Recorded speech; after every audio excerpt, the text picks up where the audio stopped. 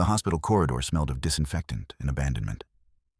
Mei Lan pushed the cleaning cart slowly, her eyes drifting toward the door of room 412 without meaning to.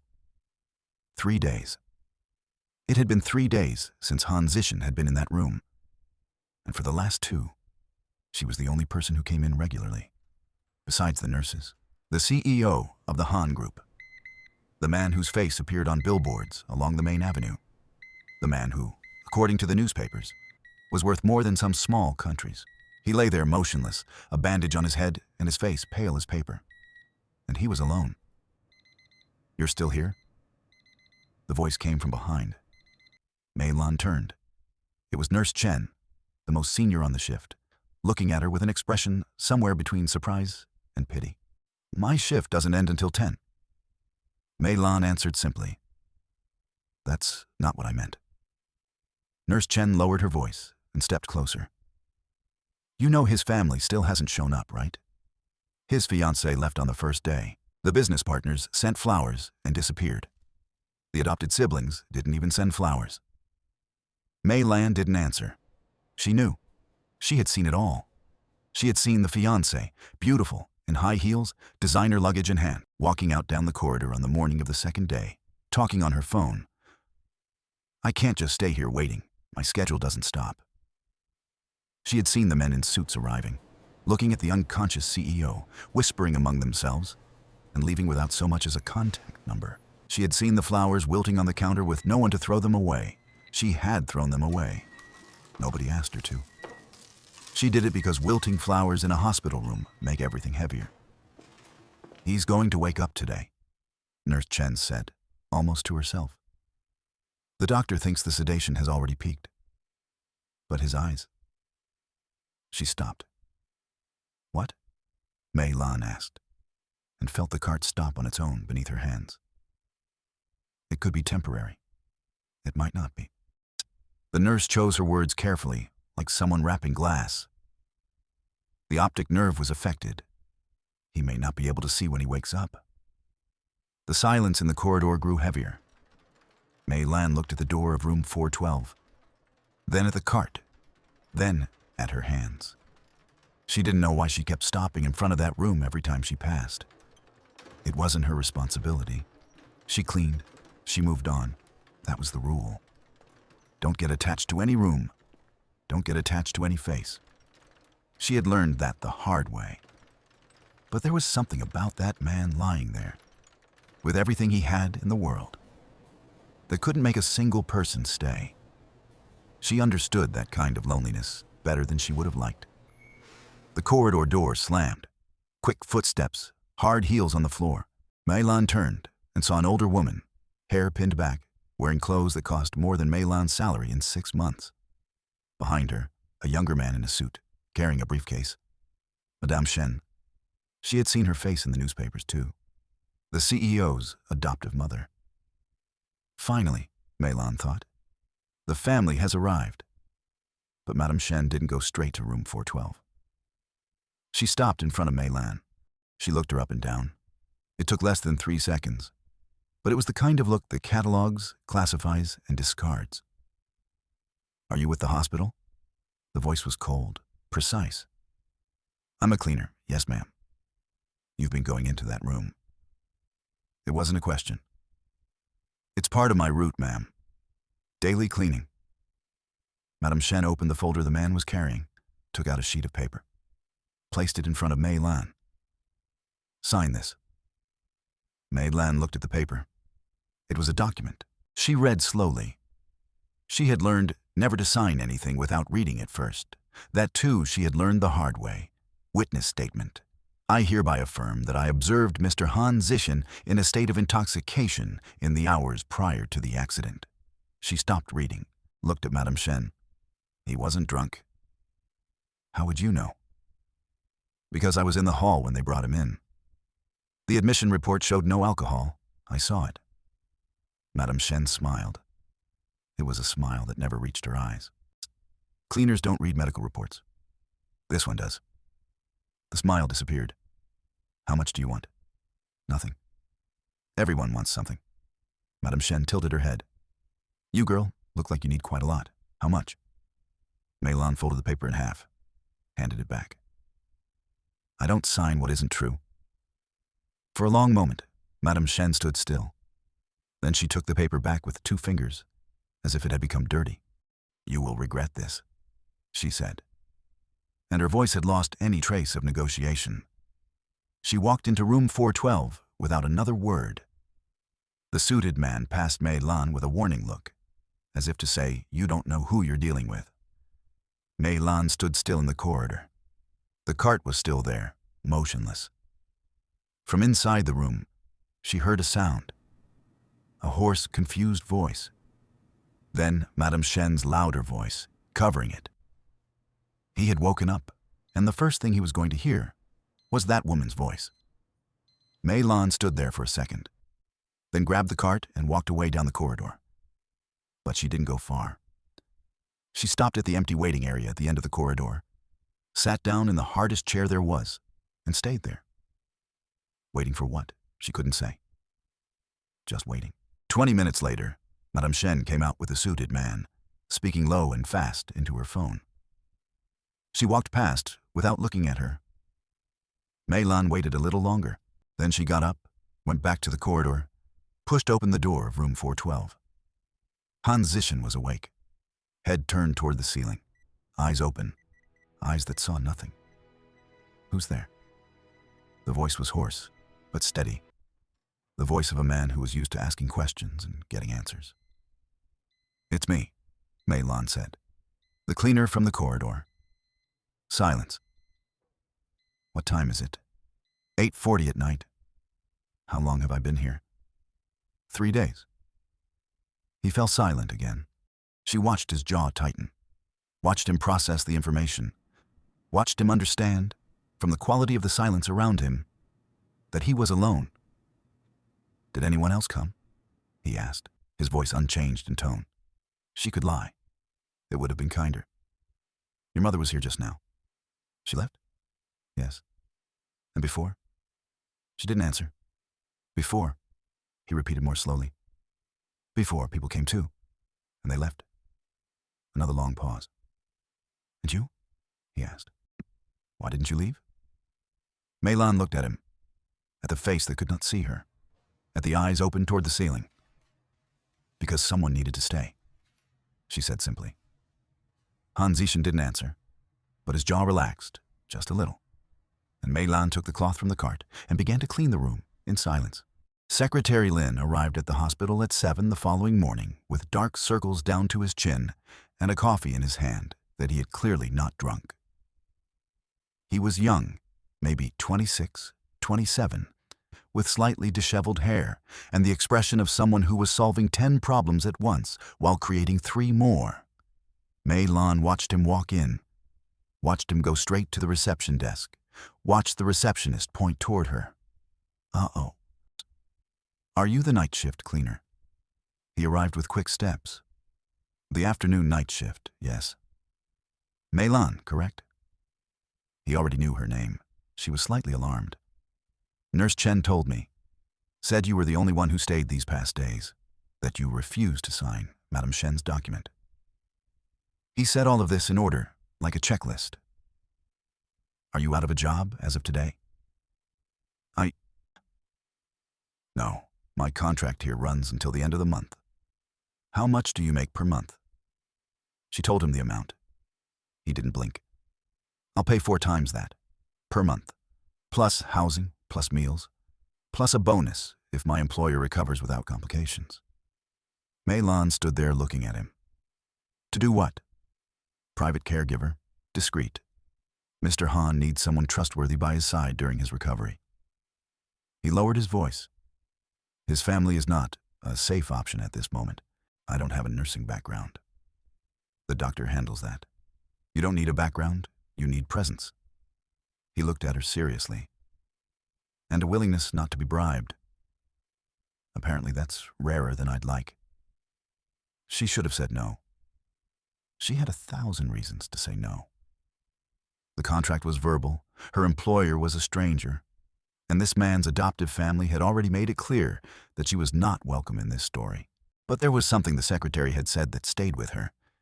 His family is not a safe option. I'll need the contract in writing, she said. Secretary Lin reached into his inner jacket pocket and pulled out a sheet of paper, already printed. She looked at him. He shrugged. I came prepared to convince you. Fortunately, I didn't need to try very hard. The Han mansion was located in the eastern part of the city, behind a wall that Mei Lan had only ever seen from the bus, always assuming it was a hotel or club. It wasn't. It was a house.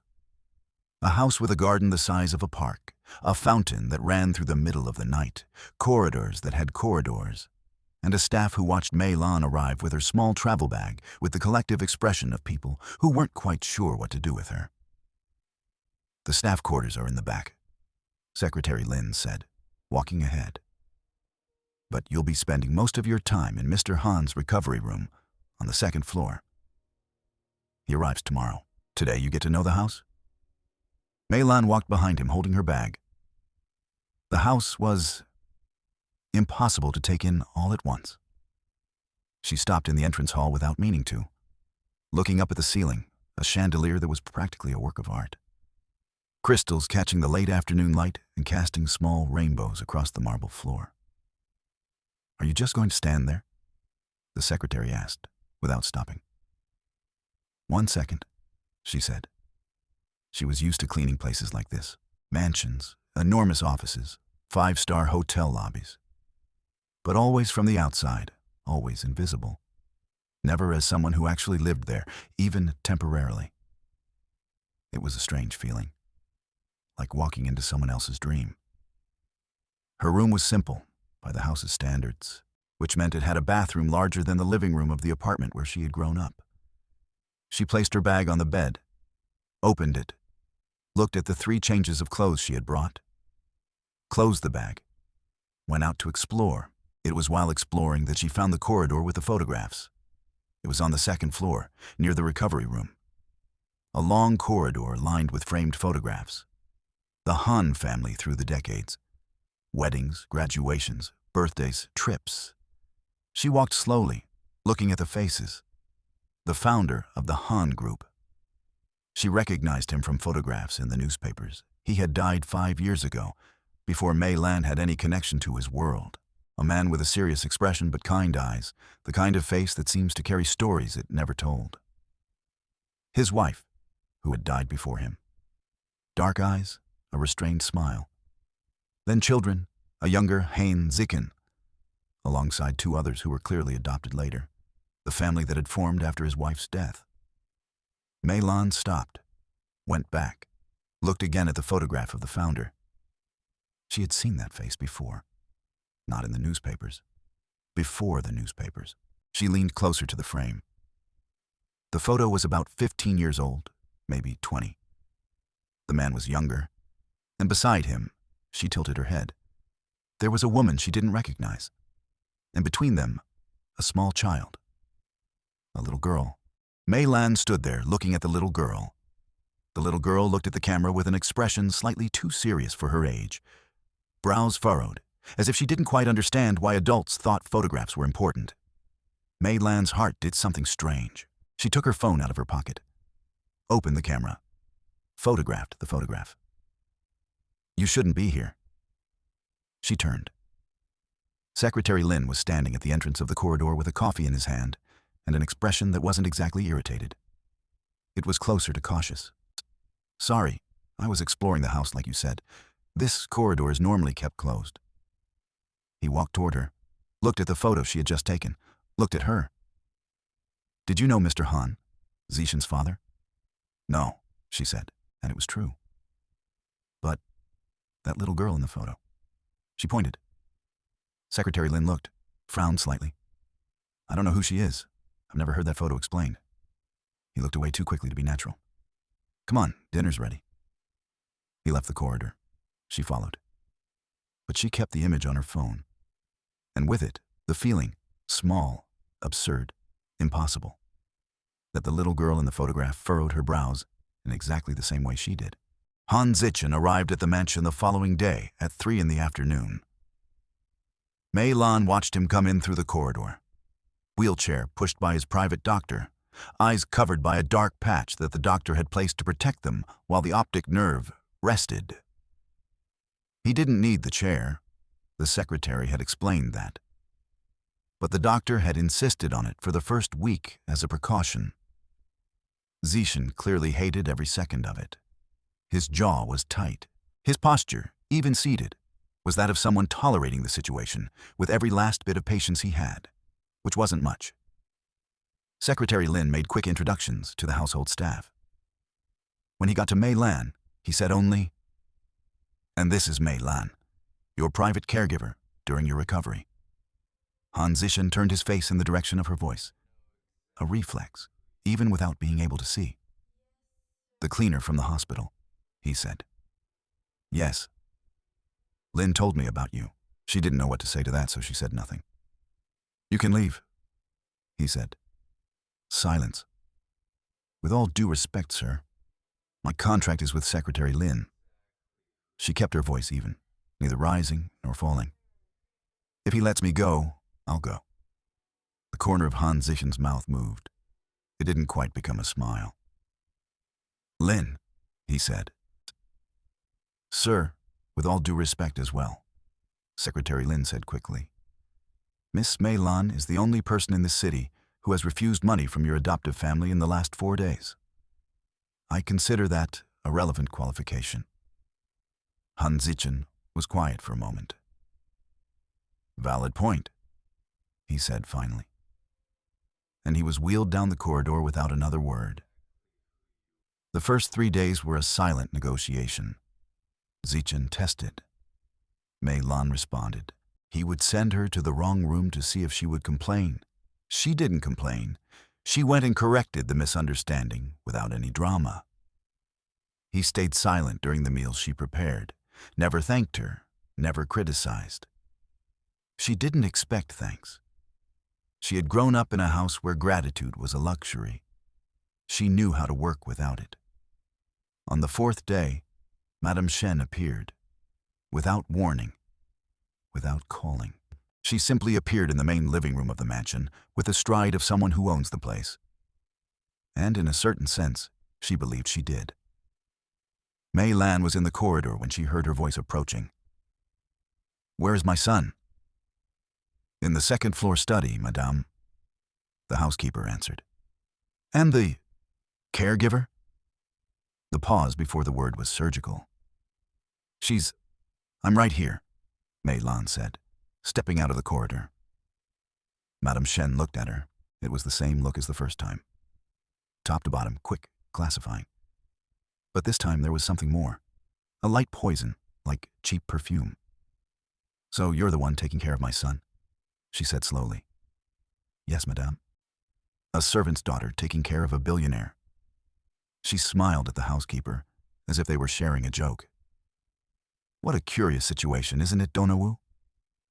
The housekeeper didn't answer. She looked at the floor. "I take good care of Mr. Han," Mei Lan said, and her voice didn't tremble. "I'm sure you do." Madame Shen walked slowly around her, as if inspecting something. "These hands have scrubbed many floors, haven't they? You have experience with that.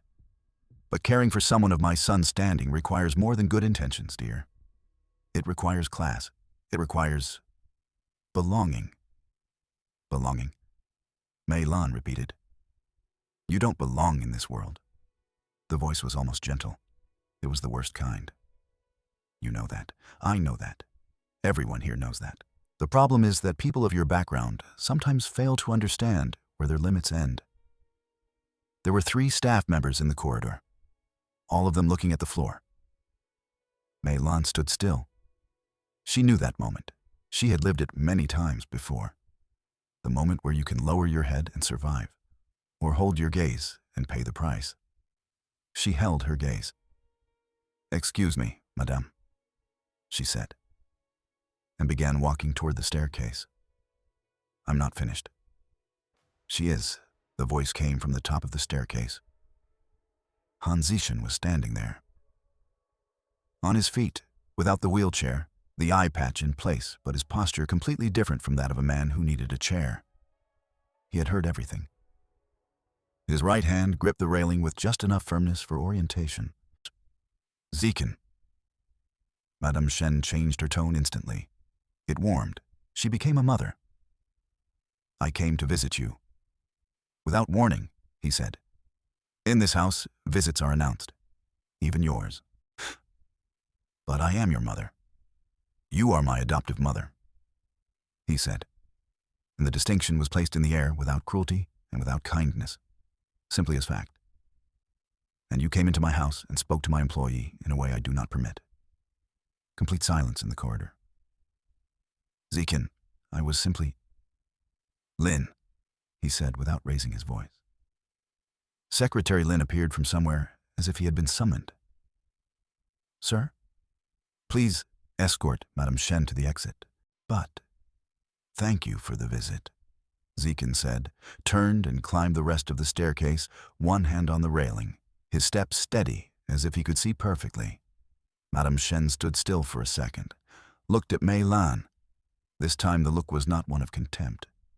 It was something colder, more calculated. You will pay for this, the look said. She left without another word.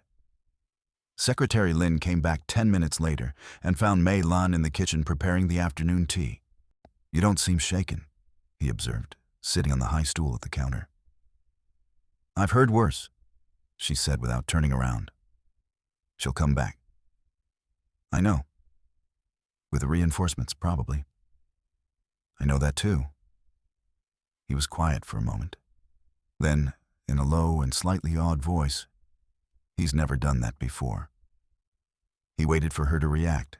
She didn't react on purpose, so he continued. Sent Madame Shen away like that. Never. Not even when she humiliated his ex-girlfriend in front of 20 people at a dinner. Dramatic pause. I texted the driver. The driver almost crashed the car in shock. Mei Lan placed the cup on the tray. The tea will be ready in 4 minutes, she said. You're not going to comment? No. Secretary Lin looked at her with the expression of someone who had found a puzzle they intended to solve. Very well, he said, getting up. But just for the record, he lowered his voice even further, conspiratorial. I have worked for him for 6 years. I have never seen him defend anyone like that. Anyone. Mei Lan listened to his footsteps leaving, looked at the tea, picked up the tray, and went upstairs. Physical therapy began in the 2nd week. The doctor came every morning, spent 40 minutes with Zichen, then left with a list of exercises. Zichen did the exercises alone, or tried to. Mei Lan began to notice that he never asked for help, for anything, ever. It was a principle, she concluded, not stubbornness. It was that he had built his entire identity around not needing anyone. And now that he did, every request for help was like swallowing something that scratched the throat. She didn't wait for him to ask. In the 3rd session, when he was trying to navigate by the furniture in the room to complete the mobility circuit the doctor had prescribed, catching the corner of the table with the same shin for the 2nd time, she simply got up from the chair where she sat, walked over to him, and guided his elbow 2 centimeters to the left. Silence. He didn't pull his arm away. She didn't explain. She simply kept walking beside him, 1 step behind, her hand barely touching his elbow, guiding without restraining. They completed the entire circuit without a word. When they finished, he stood still in the center of the room. What is your name? He asked. She blinked. You know my name. I introduced myself. I know you said a name. I want to know what you were called. She understood the difference. Mei Lan? She said again, this time differently. Not as an introduction, as an answer to a real question. He was quiet. And then, very softly, almost to himself, as if testing the weight of the word. Mei Lan. She felt something shift in her chest. She ignored it. Tomorrow the route changes a little, she said, returning to her chair. The doctor wants to include the stairs. That's fine. It will be harder. That's fine, he repeated, and this time there was something different in his tone. Not resignation, something closer to trust. The days found their rhythm. Morning, physical therapy. Afternoon, Zichen in the improvised study on the second floor, with Secretary Lin reading documents aloud to him and Zichen dictating responses that the secretary typed. Late afternoon, silence. Evening, dinner, tea, more silence.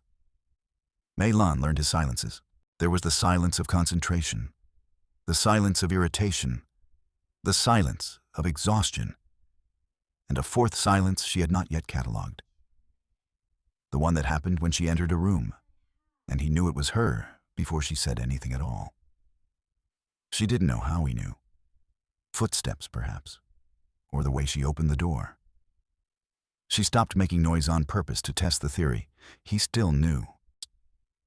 "You are watching me," he said one afternoon, without warning, without taking his eyes, metaphorically, off the window. "I'm working," she answered. "You've been silent for 12 minutes. I can work in silence. You can. But right now, you aren't doing anything. You're just standing there." She looked at her own hands. He was right. "I was thinking," she admitted. "About what?" A pause. "About how you know it's me when I come in." He considered the question seriously, as if it were an engineering problem. "You walk differently from everyone else in this house," he said at last. "What do you mean?" "Everyone here walks as if they need to be heard. Footsteps that announce an arrival." He turned slightly in her direction. "You walk like someone who learned not to take up space, as if you expected the space not to be yours." The silence this time was different. "Is that an observation or a criticism?" she asked, and her voice stayed neutral with an effort he could not see. "Observation," he said. And then, "It should be yours." She didn't answer. He turned back to the window. Secretary Lin, evidently, catalogued everything.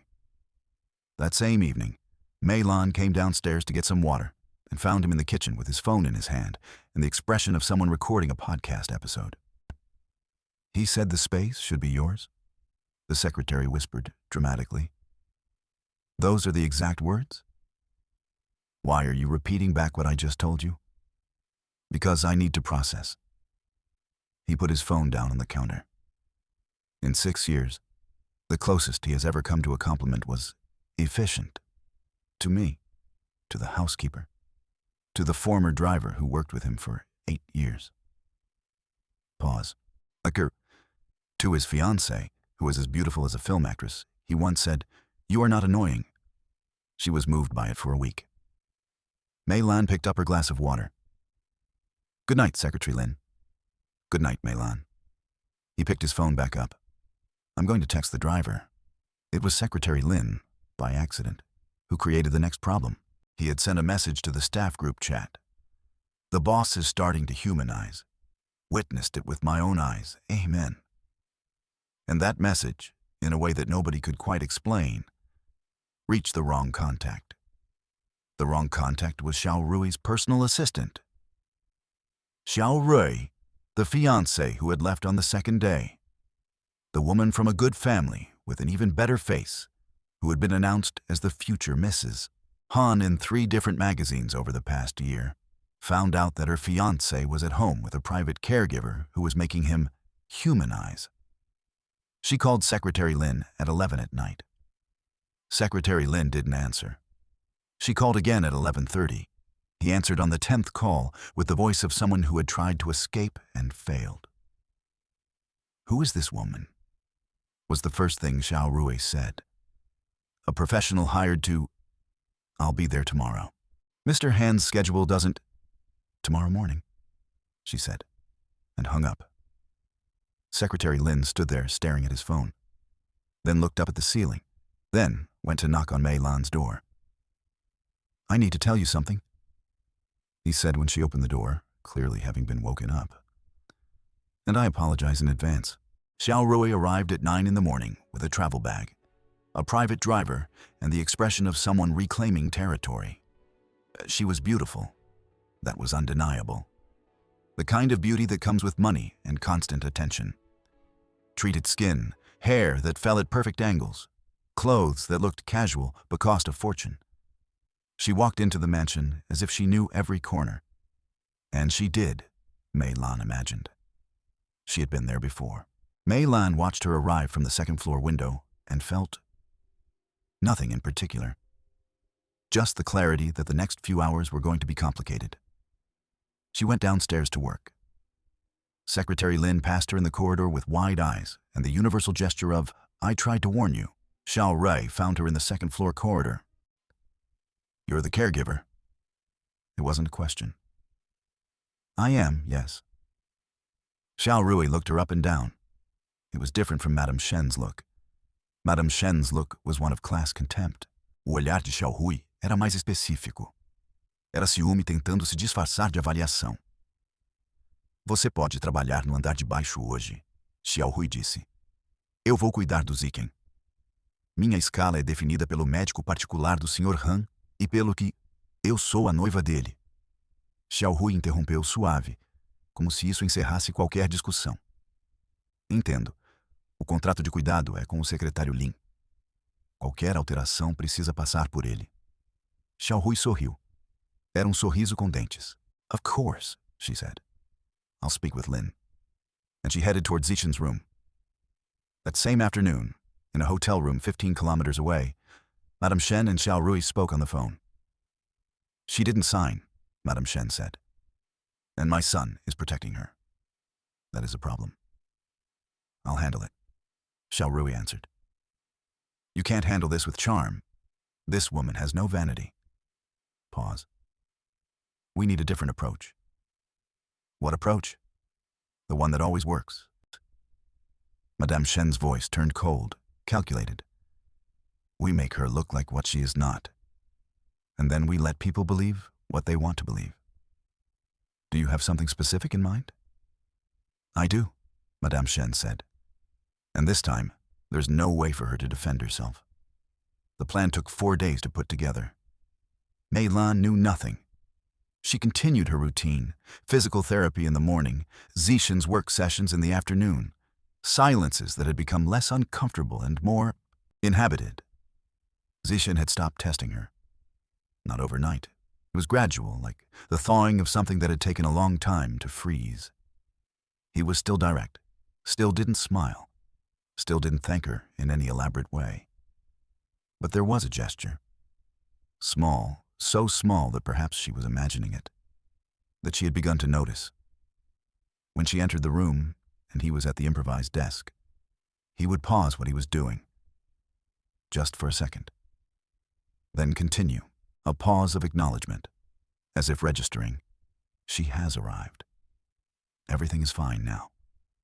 She didn't know what to do with that information, so she did nothing. On Thursday, Secretary Lin came into her room with an expression she had never seen on him before. It wasn't his usual schedule panic. It wasn't gossip excitement. He was genuinely worried. "There are journalists outside the mansion," he said. She sat up from the bed. "What?" "2 vehicles, a camera." He closed the door. "And I received a call from the Han Group's press officer saying that someone sent photos to the media. Photos of you, in his room." She stood still. "What photos?" "Photos taken from the internal security cameras. Edited." He hesitated. "You appear entering and leaving his room at times that, out of context, look like what?" He didn't finish the sentence. He didn't need to. Mei Lan closed her eyes for a second. "And there's more," he said, even lower. "They are saying you stole a watch. A Patek Philippe that was in his study." I know you never did." He raised his hand. "But they have a video where a watch disappears from a shelf and you are the last person to appear in the corridor before it went missing." She opened her eyes. "The video was edited, without a doubt. But you would need to prove that." He looked at her with an expression of genuine helplessness. "And they have called for an interview. Today. Here. They want your side of the story," they said. Pause. It was Xiao Rui who gave the journalist the contact number. Silence. "Where is Mr. Han?" she asked. "In a video meeting with lawyers. He can't be interrupted." He paused. I tried to warn him, but don't warn him. He looked at her. Mei Lan. I'll handle this, she said. There's no need to interrupt his work because of me. The interview was set up in the sitting room. Camera, microphone, 3 journalists, and Xiao Rui seated to the side. With a smile that belonged to no emotion, Mei Lan recognized as human. She walked in, sat down, looked directly at the camera. Are you Han Zichen's caregiver? The journalist began. I am. Do you have a relationship with him beyond the professional? No. There are photos that suggest. Photos are edited. The internal security camera has the complete, uncut footage. If anyone is interested in the truth, the footage is available. She spoke slowly, without raising her voice. I work in this house. I enter and leave Mr. Han's room because it is my job. If that seems suspicious to anyone, the problem lies with whoever is looking, not with whoever is working. And the watch? It is in the second drawer of his desk, where I placed it myself after finding it on the floor. You can verify that right now, if you'd like. Silence in the room. Xiao Rui had lost her smile. You're not going to defend yourself against the insinuations about. There is nothing to defend, Mei Lan said. Insinuation is not accusation. Accusation requires proof, and proof must be truth. She stood up. If you have concrete questions, based on verifiable facts, I will answer them. Good day. She walked out of the room. In the corridor, she leaned against the wall for a second, took a deep breath. Secretary Lin was there, of course, with his phone. You were incredible, he whispered. Stop filming, she said. I wasn't. Stop filming, Lin. He lowered his phone. She will try again, Mei Lan said quietly. Without a doubt. And next time, it will be worse. He didn't answer, but she could see in his eyes that he agreed. Inside the second-floor study, Han Zichen ended the video meeting. Secretary Lin thought he had been in the meeting the entire time. He hadn't. He had heard every word. That night, Secretary Lin received a message from an anonymous contact. It was a photo of a document, a will, with the name of the Han founder at the top, and a clause, page 7, paragraph 3, that mentioned legitimate daughter transferred to adoptive family under circumstances to be investigated in the event of a formal inheritance claim. The daughter's name was covered by a black bar. Secretary Lin stared at the screen for a long time, then looked toward the corridor where Mei Lan's room was, then looked back at the document. Impossible, he thought. Impossible, impossible, impossible. There was an envelope at Mei Lan's bedroom door when she woke up. No name, no sender, just a white envelope, slipped under the door during the night. She stood looking at it for a moment before opening it. Inside were 3 pages. The first was an exchange of messages, screenshots from a phone. She recognized Secretary Lin's number on one side of the conversation. On the other, a number she didn't recognize. The content was a discussion about the caregiver, about how to use her as a public shield during Zichen's recovery, about how her refusal to sign Madame Shen's document was narratively useful, about how to keep her close while the legal situation is not resolved. The second page was a photograph. Zichen and Xiao Rui in a restaurant. Recent.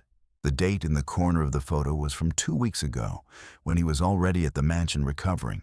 The handwritten caption below read, "He went out at night while you slept." The third page was a contract, with Mei Lan's name on it, with a clause she had not seen when she signed. It was not the same contract. It had been altered. The new clause stated that in the event of a public incident involving the Han family name, the caregiver assumed civil and communicational responsibility for any reputational damage. She read all 3 pages twice, sat on the edge of the bed. Then she got up, opened her bag, and began folding her clothes. Secretary Lin found her in the corridor with her bag in hand.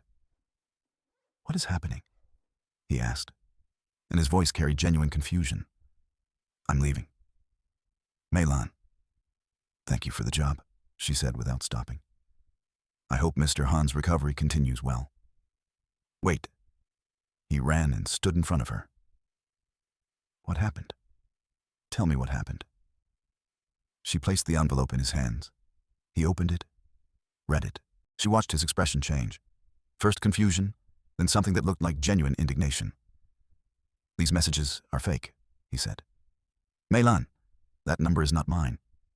The number looks like yours. It looks like it. But it isn't. I know my own number. He turned the envelope over. And that photo, he pointed. He never went out at night, not once. I sleep in this wing too, you know that. I would have known. The contract? I need to see the original contract. What you signed didn't have that clause. I swear on everything. Lin, she said. And her voice was too controlled. The kind of controlled that happens when you have made a decision and don't want anyone to notice that you are sad. I understand that you believe what you're saying. But I learned very early to trust what is in front of me, not what people say. And what is in front of me tells me that I was used. You weren't, even if it wasn't intentional, she continued. The result is the same. My name is on documents that could harm me. My image was used in a staged interview, and no one warned me before any of these things happened. She took the envelope back. That is enough reason for me to leave. Secretary Lin stood still.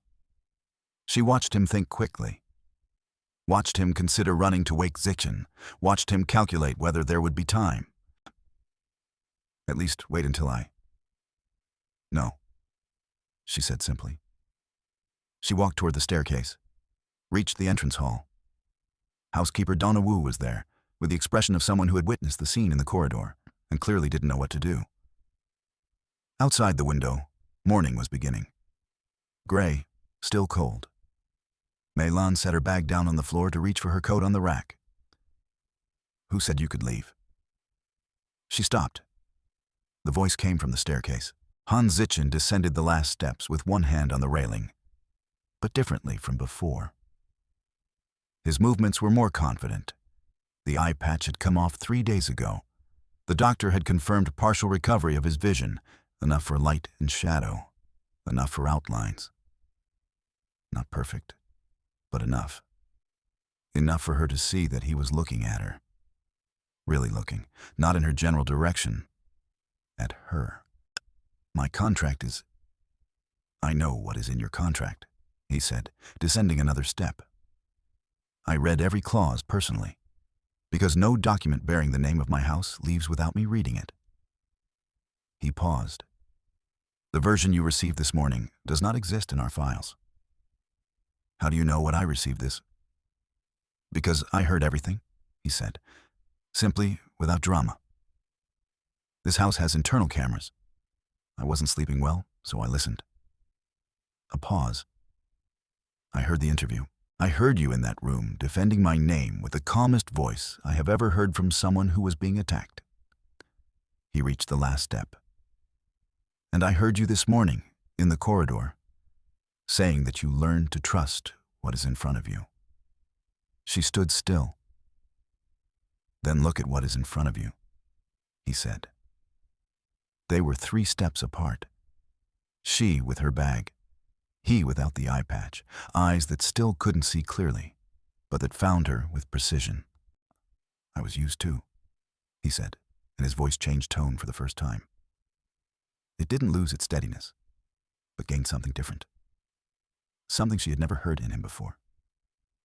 I was abandoned by the same people who are now trying to use you. And if there is one thing I have learned in these days, it is that abandoning is not neutral. It has consequences. She didn't answer. Stay, he said. One word. No elaboration, no additional argument. Secretary Lin was at the top of the staircase with his hand over his mouth. Housekeeper Donna Wu had forgotten she was holding a dishcloth. Xiao Rui was standing in the doorway of the side corridor. Mei Lan only noticed her afterward. And her face had the expression of someone watching the floor disappear from beneath their own feet. Mei Lan looked at her bag.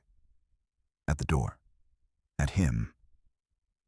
"I need an authenticated copy of the original contract," she said. "And I want to know exactly who had access to the internal cameras." "You will have both," he said. "Both of them." She was quiet for one more second. Then she put her coat back on the rack, picked up her bag, went back to the staircase, passed by him without getting close, but close enough for him to hear her say, very quietly, "This does not mean I forgive the negligence." "I don't expect you to," he answered, equally quiet. She went up the stairs. At the top, Secretary Lin had to hold on to the railing. The lawyer arrived on a Thursday morning. He was not a lawyer Mei Lan had seen before. He was not from the Han Group's team. He was not anyone Secretary Lin had scheduled. He was a man in his early 60s, hair completely white, a suit that looked as though it had been chosen 20 years ago and never updated. He arrived with a bulging document folder and asked to speak with Han Zichen and with Mei Lan. She was notified by Secretary Lin with an expression she didn't know how to read. "Who is he?" she asked. "Dr. Fang," the secretary answered carefully. "He was Mr. Han's personal lawyer, Zichen's father." Pause. Before he died. She felt something contract in her chest. Why does he want to speak with me? Secretary Lin opened his mouth, closed it, opened it again. "I think you need to hear it directly from him." The meeting was held in the second-floor sitting room, the smaller one, the one Zichen used when he didn't want formality. He was already seated when Mei Lan entered. Dr. Fang was standing near the window. When Mei Lan entered, Dr. Fang looked at her and kept looking, as if he were seeing a ghost. "You look like her," he said, very quietly. "Like your mother." Mei Lan stopped in the middle of the room. "I beg your pardon?" Dr. Fang opened the folder, placed documents on the table, carefully, in order, like someone who had organized this many times in their imagination before being able to do it in reality. "My name is Fang Mingzi," he said. "For 32 years, I was the lawyer and confidant of the founder of the Han Group, Han Bosheng. And for 32 years, I carried a secret that he asked me to keep until circumstances were safe enough to reveal it." He looked at Mei Lan. He had a daughter. The silence in the room became different, denser, heavier. Han Bosheng had a relationship before marrying Mrs. Han, a woman named Lin Yue. Do you know her? Mei Lan stood still. "That was my mother's name," she said, and her own voice sounded distant to her. "Lin Yue became pregnant.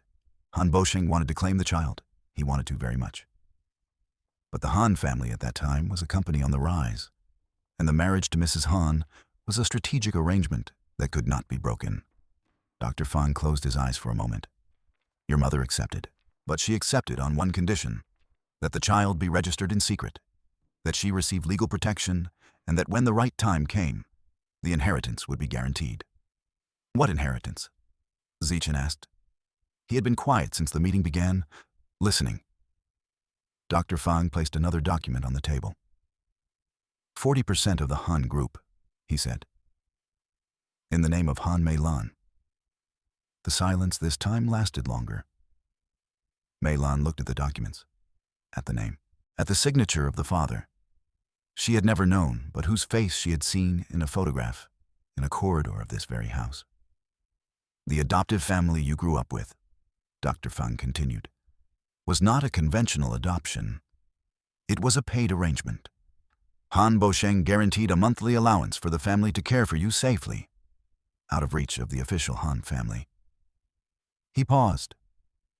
"But when he died, Madame Shen found the documents before I could execute the will. She suppressed the name. She paid to have it suppressed. She has known who you were for 5 years." Mei Lan stood looking at him. "5 years?" she repeated. "Yes, 5 years." She had crossed paths with Madame Shen at the hospital, had refused to sign her document, had entered this house without knowing that the house was, in part, hers. And Madame Shen had known, all along, had known who she was. "And my mother?" she asked, and her voice came out differently. Smaller, more vulnerable than she liked to sound. Dr. Fang was silent for a moment. She passed away 3 years ago, he said. But she sent me a letter before she died, to be delivered to you when the time came. He took from the folder an envelope different from the others, smaller, yellowed, the ink of the pen slightly faded. She hoped you would receive this under better circumstances than these. I am sorry for the delay. Mei Lan took the envelope. She didn't open it. She couldn't open it there. She held it with both hands as if it might break. Zichen stood up, walked to the window. 3 slow, measured steps. Stood with his back to her for a moment. She could see his shoulders tense. Madame Shen knew, he said, more to himself than to anyone else in the room. She knew who you were when she went to the hospital, when she made you sign that document. Yes, Dr. Fang confirmed. On Xiaorui? Xiaorui found out 2 years ago, when Madame Shen needed an ally to prevent the will from being formally opened. Zichen stood still at the window. Mei Lan looked at him, at his back, at the tension in his shoulders that she had learned to read over the past weeks. Did you know anything? She asked. And the question carried less accusation and more genuine need to know. He turned around. No, he said, and looked at her directly. But I should have looked sooner, should have opened my father's will without waiting for anyone to ask. She was silent. I'm sorry, he said, without elaboration, without qualification. Secretary Lin, from the corner of the room where he had been discreetly trying not to exist, made an involuntary sound that was immediately muffled by his own hand over his mouth. Later, Mei Lan stood alone in the corridor with the photographs. The same photograph as before. The Han founder, the woman beside him, the child between them. Now she knew the names. Han Bosheng, Lin Yue, and her. Her at 2 years old, looking at the camera with furrowed brows. She touched the glass of the frame lightly. Outside the corridor window, she heard a car leaving the mansion. Madame Shen's car, who had been summoned and, according to Secretary Lin, who was monitoring the intercoms, was urgently in need of fresh air. Xiaorui had left 15 minutes earlier. Mei Lan stood looking at the photograph. And for the first time since she had entered this house, she felt that perhaps it was not someone else's dream. The call came at 11 at night. Unknown number. She answered because she had learned that unknown numbers at 11 at night were rarely advertisements. Do you want to know about your mother? The voice was a woman's, low, nervous. The truth about what happened to Lin Yue?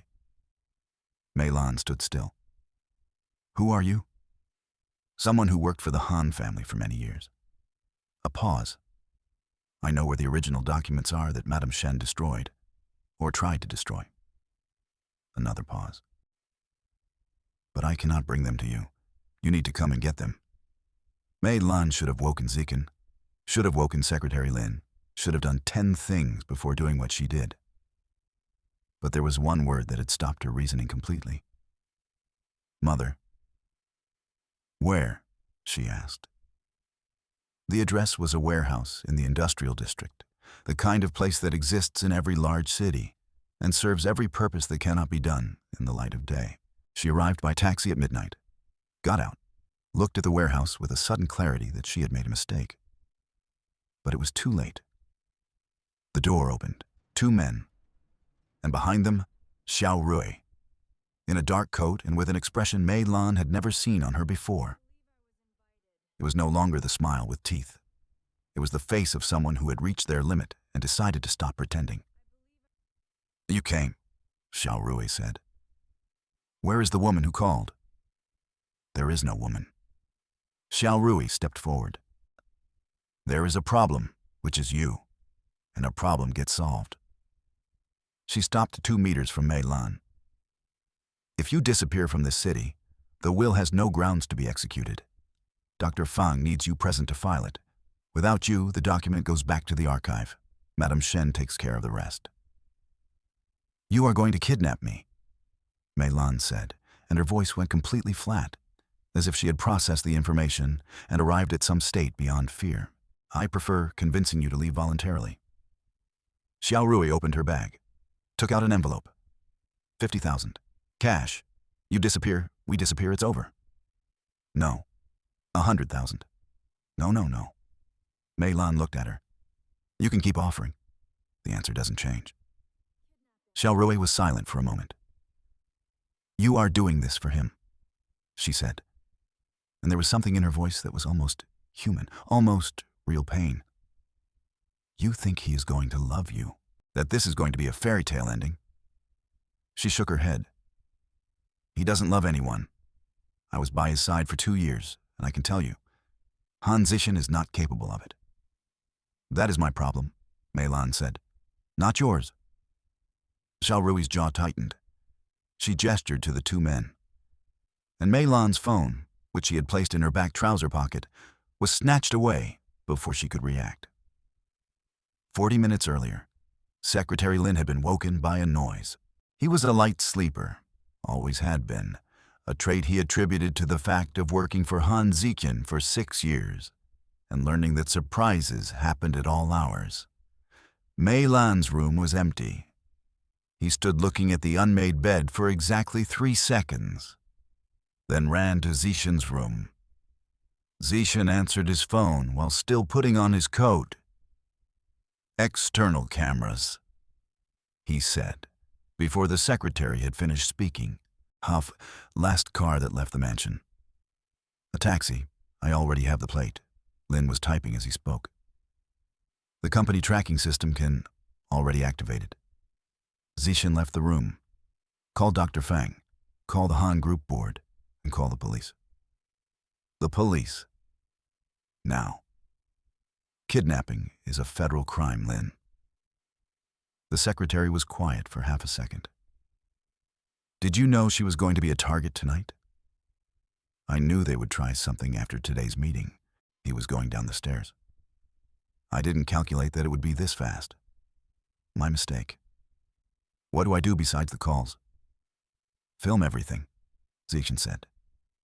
Everything you can. I want a record of every second of this night. Secretary Lin looked at his phone. With pleasure, he said. Zichen's arrival at the industrial warehouse at 12:40 in the morning was not silent. 3 cars, 8 Han Group security personnel, and him, stepping out of the car with eyes that still didn't see a full 100%. But that found Mei Lan immediately in the warehouse, lit by a single work light. Xiao Rui turned when she heard the doors. Her expression was that of someone who had made the wrong calculation. Let her go, Zichen said. The 2 men looked at Xiao Rui. Xiao Rui looked at Zichen, looked at the security team, made a second calculation. They let her go. Mei Lan walked towards Zichen. Didn't run, walked, and he stood still waiting for her to reach him. When she got close enough, he looked her up and down with his partially recovered eyes. Are you all right? I am. Are you sure? Sure. He stood looking at her for 1 more second, then turned to Xiao Rui. I needed you to be caught in the act, he said. Thank you for your cooperation. Xiao Rui went white. You set this up. I knew you would try something tonight. I left the path open. He gestured to the security team. Kidnapping, extortion, falsification of a public document. Dr. Fang is already with the lawyers. Pause. And Madame Shen was detained 20 minutes ago at her home with the original documents she thought she had destroyed. The digital archive was on a server that belongs to me. Impossible, Xiao Rui said. Impossible, impossible. Very possible, Zichen said. I will be honest with you. I warned you once 2 years ago that if you crossed certain lines, I would not turn back. You didn't believe me. He took a step back. Do you believe me now? The security team moved forward. Xiao Rui looked at Mei Lan with an expression that in other times might have been a plea for help. Mei Lan stood looking at her, without cruelty, without triumph, just the look of someone who understands that some stories end this way. Not because good prevails, but because lying has an expiration date. Secretary Lin filmed everything, and later, that same night, in a decision he afterward described as accidental journalism, the video ended up being broadcast through the Han Group's internal communication system to all registered corporate phones. All 342 Han Group employees received, at 2 in the morning on a Friday, a 4-minute video in which Han Zichen announced the identity of Mei Lan, legitimate daughter of the founder, and the detention of Madame Shen and Xiao Rui for fraud and kidnapping. Secretary Lin said, when asked, the broadcast button was close to the save button. Technical error. Nobody believed him. Nobody complained. The Han mansion was silent for 2 days after that night. Not the silence of before. The silence of contained tension, of threats that circulated through the corridors alongside the dust. This was different. It was the silence after a storm, the kind that comes when you look at what remains and realize it is more than you expected. Mei Lan stayed. She had not made the decision formally, had not signed anything new, had not announced it to anyone. She simply had not left. Her bag was still in her room. Her toothbrush was in the bathroom. She kept coming downstairs in the morning to prepare the tea. Dr. Fang appeared on the 3rd day to formalize the transfer of the shareholding. A meeting with lawyers, documents, signatures, the long and necessary process of making real what should always have been. She came out of the meeting with her head slightly dizzy, went to the garden, and stood in front of the fountain that ran all day, now that spring had arrived. How are you? She turned. Zichen was standing at the garden entrance. Without a suit, dark trousers, long-sleeved shirt, eyes that now saw almost completely after a final medical appointment that had brought good news. He was looking at her. She realized it was the first time he had looked at her this way, with vision good enough to see the details, not outlines. Her. Still processing, she answered, turning back to the fountain. He walked toward her, stood beside her, also looking at the water. The garden was silent, except for the sound of the fountain and, from somewhere distant in the house, the sound of Secretary Lin making an animated phone call that was probably not work. I read my mother's letter, she said suddenly. He was quiet. She says that he cared for her very much. Mei Lan's voice was calm. There was no crying in it. But there was something careful, like someone carrying water without spilling it. She says the decision was difficult, that she didn't blame him. Pause. She says she hoped I would find people who would stay. He didn't answer immediately. The sound of the fountain filled the space between them. You stayed when everyone left, he said at last.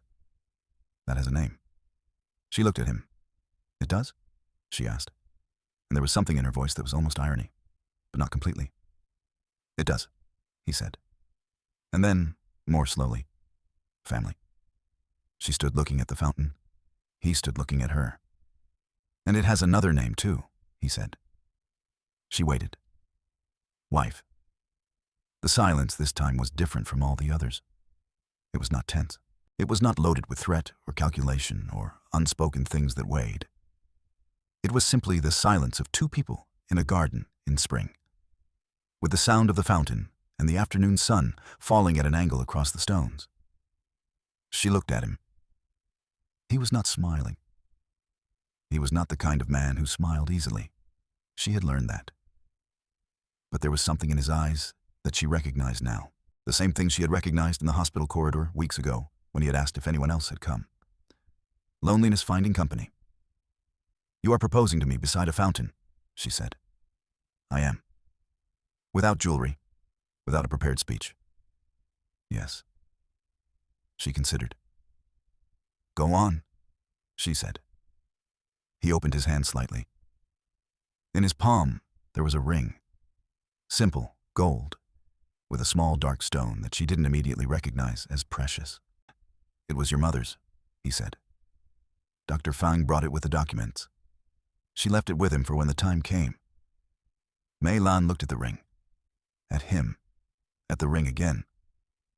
She knew this was going to happen? Mei Lan asked, unable to completely hide the surprise. It seems she did. She was quiet for one more moment. Then, very slowly, she extended her hand. He placed the ring on her finger. From the corridor behind the garden windows, Secretary Lin, who was absolutely, completely spying, held his phone with both hands, trembling slightly, filming, and had to cover his own mouth to keep from making a sound. "Are you ever going to stop spying?" Zichen said, without turning around. "No," said Secretary Lin from inside the house in a muffled voice. Mei Lan laughed. It was her first real smile in the entire story. Not the controlled smile of when she was maintaining her composure. Not the neutral expression of when she was being attacked. A genuine laugh, slightly surprised, like someone who had not expected that this would be the way something good would arrive. Zichen looked at her laughing, and for the first time since the beginning of everything, the corner of his mouth rose. For real, 2 years later. The Han mansion was different. Not in the furniture. The furniture was the same. The chandelier still cast rainbows across the marble of the entrance hall on sunny afternoons.